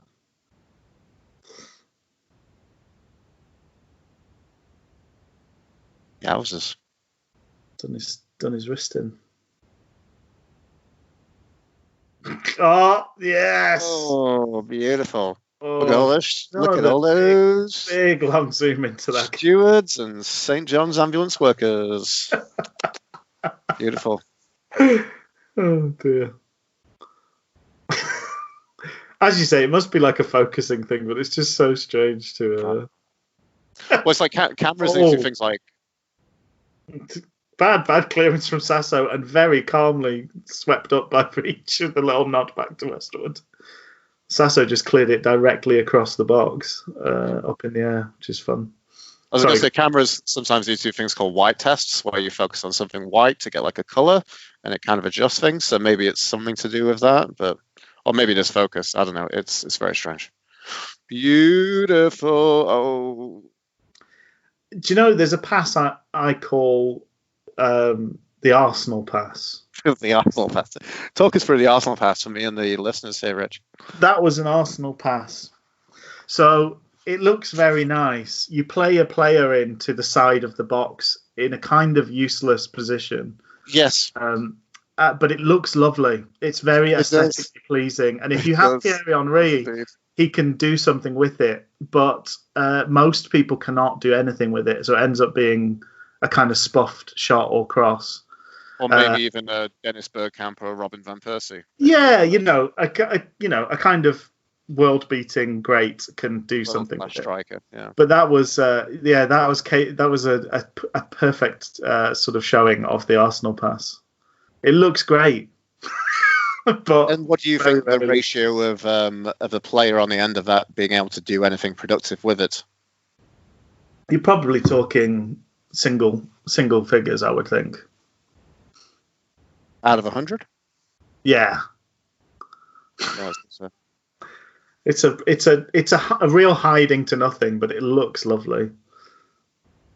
But they could win a corner, then that seems advantageous to the fans. Suppose. Nando just valiantly tried to win a foul, and when Bannon is so angry he's almost bent double at his little Scottish waist, shouting at the referee. Must be a deal on these pink boots, Rich. I know. There's a lot about, isn't there? Yeah. And I can't work out what colour Wallace's boots are. There seem to be 3 different colours at once. Oh, little ball hung up from Tom Lees. That's nice. That's lovely. That's what we want. But it was... Yeah. This defensive partnership's doing pretty well with dealing with Tammy Abrahams. Oh, just as I speak. That's lovely, Tom. Tommy Lees sailed through a tackle. Beautiful. This is the player that we enjoyed. We really liked having at Wednesday. Oh, you nice ball across the front of the goal. I'm not entirely sure what Fletcher's remonstrating about there. It's another Fletcher thing, isn't it? Because it looks like a tap in, and I don't know. He's ended up looking like a sort of octopus falling downstairs. Some more flag work.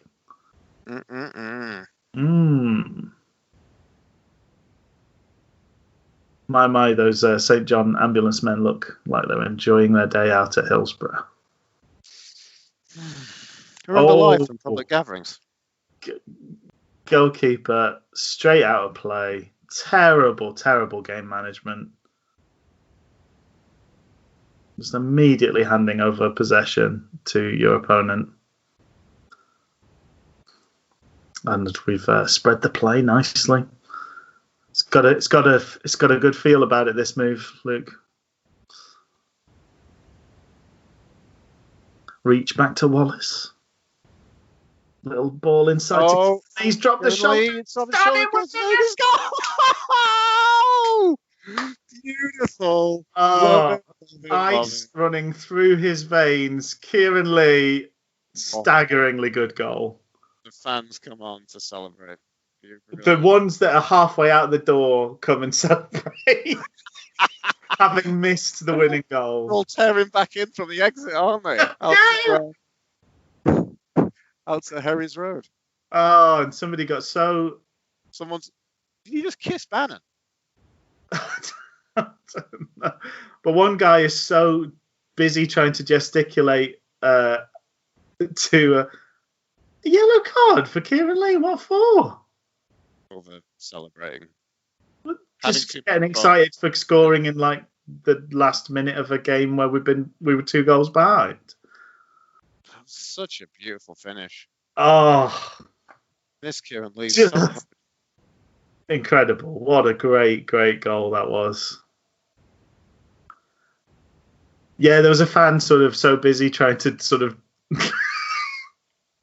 give the sort of big on gesture to the Bristol City fans. He sort of pulled himself off his feet, like someone's throwing an uppercut so hard that they fall over.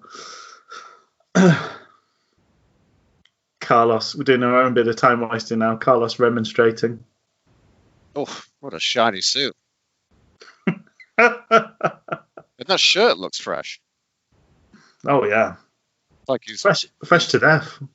He's pulled it out of the packaging and then he's had it ironed to make sure the bubbles don't come in. It's all over. It's all over, folks. Oh yeah, what a suave man.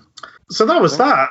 What a treat. It was beautiful. It was lovely. What an absolute treat. It was literally at the death as well. Yeah, pretty much the last kick of the game almost. Because it was 90 plus 6, Kieran Lee. Wow. Which is the BBC match. Just that being so cool in that 96th minute. And to have multiple times that you've done that on your record is unbelievable from Kieran Lee. I know. What a tremendous character. What steel.